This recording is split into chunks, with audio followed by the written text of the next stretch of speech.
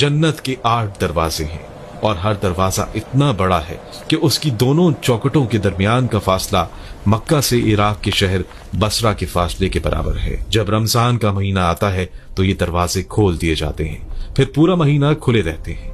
और सबसे खूबसूरत बात यह है, नेक लोगों को ये इख्तियार होगा कि वो जिस दरवाजे से चाहें दाखिल हो जाएं। अब जरा सोचें इस मंजर के बारे में। जब एक जन्नती दरवाजे पर पहुंचेगा, फरिश्ते इसका इस्तकबाल करेंगे और कहेंगे, अस्सलाम अलैकुम, तुम पर सलामती हो, खुश रहो और हमेशा के लिए यहां दाखिल हो जाओ।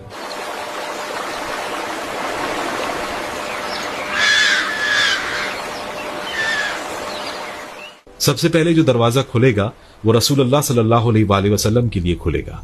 आप खुद फरमाते हैं कि मैं सबसे पहले जन्नत के दरवाजे पर पहुंचूंगा और दस्तक दूंगा। जन्नत की चौड़ाई आसमानों और जमीन की मुसाफत के बराबर है, तो अंदाजा करें कि ये जन्नत इस दुनिया से कितनी बड़ी होगी।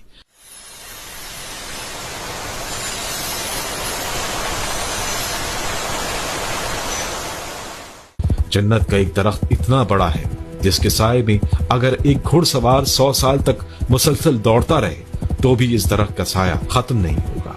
100 साल। अब सोचें बाकी जन्नत कितनी बड़ी होगी। हर जन्नती के लिए जन्नत में एक घर होगा जो मोतियों का बना हुआ होगा, जिसकी चौड़ाई 60 मील होगी। और ये सिर्फ एक खैमा है। जन्नतियों के महलात अलग होंगे। ये महलात कैसे होंगे? इनकी एक ईंट सोने की होगी, दूसरी चांदी की। फर्श पर संगरेजे नहीं बल्कि मोती और याकूत लगे होंगे और मिट्टी की जगह जाफरान इस्तेमाल किया गया होगा। तसव्वुर करें, जब आप चलेंगे आपके कदमों तले जाफरान होगा, हर तरफ मोती होंगे और दीवारें सोने चांदी की।